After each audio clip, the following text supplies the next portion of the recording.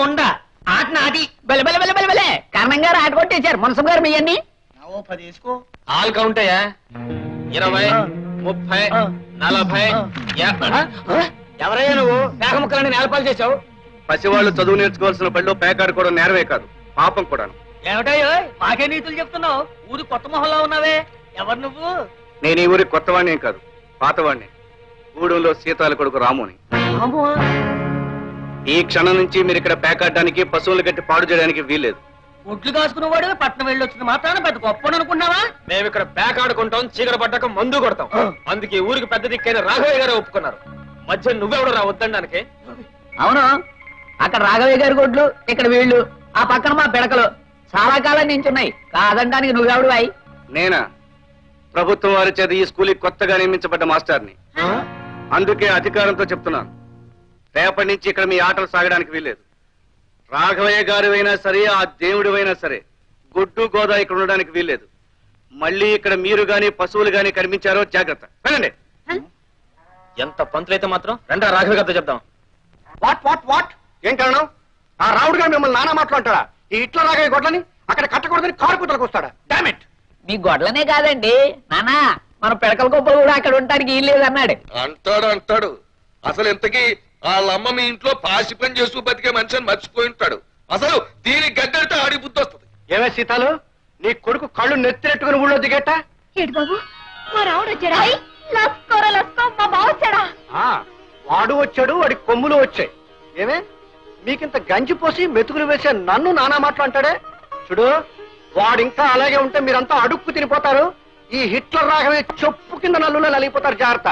ఈ రాము కంఠంలో ప్రాణం ఉండగా వాళ్ళకి గట్టి ఏనాడు పట్టదు రాఘవయ్య గారు. అమ్మా చూపు ఇక్కడ పడి అది అమ్మా నువ్వు ఇంటికెళ్ళి అది అమ్మని ఇంటికి తీసుకెళ్ళి. రేపటి నుంచి ఇక్కడ గుడ్డు చాకరీ చేయడానికి మీరు రావట్లేదు. వెళ్ళండి. తాగండి అలాగా. ఏంటి పనులు చేయక్కర్లేదా? ఏటో పెద్ద పెద్ద ప్రతిపాదనలు తీర్మానాలు చేసేస్తున్నావు. మరి పనులు చేయకపోతే సత్యం నీ బాబు ఈ రాఘవయ్య గారి దగ్గర తీసుకున్న అప్పు ఎవడు తీరుస్తాడ్రా? ఎవడు తీరుస్తాడ్రా నీ బాబు చేసిన అప్పు? అప్పు చేసిన 1000 రూపాయల అప్పుకి జీవితాంతం మా నాన్న మీ పొలంలో పనిచేశాడు. ఆ తర్వాత ఇన్నేళ్లు మా అమ్మ చెమటోటి శ్రమ పడింది. పసితనంలో నేను ఒళ్ళొంచి పనిచేశాను. చిన్నప్పటి నుంచి ఇప్పటి వరకు మా యాది రక్తం ధారపోసి ఇంటి చాకరీ చేసింది. ఇంకా మీ అప్పు తీరలేదంటారా? చదువు రాదు, జ్ఞానం లేదు, తలెత్తరు, ఎదురు చెప్పరు అని బ్రతుకంతా బానిసలుగానే ఉంచుదాం అనుకుంటున్నారా? రాఘవయ్య గారు, వయసు మళ్ళినా మా నాన్న చేసిన సేవకి కిరాయి కట్టండి. అనారోగ్యంతో కూడా మా అమ్మ పడ్డ శ్రమకి విలువ కట్టండి. ఆకలి గడుపుతో మా యాది చేసిన పనికి ఖరీదు కట్టండి.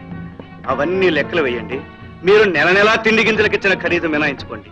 మీ అప్పు వడ్డీతో సహా ఏనాడో తీరిపోయి ఉంటుంది. ఏమంటారు? కాగితం మీద లెక్కలు వేసి చూపించమంటారా?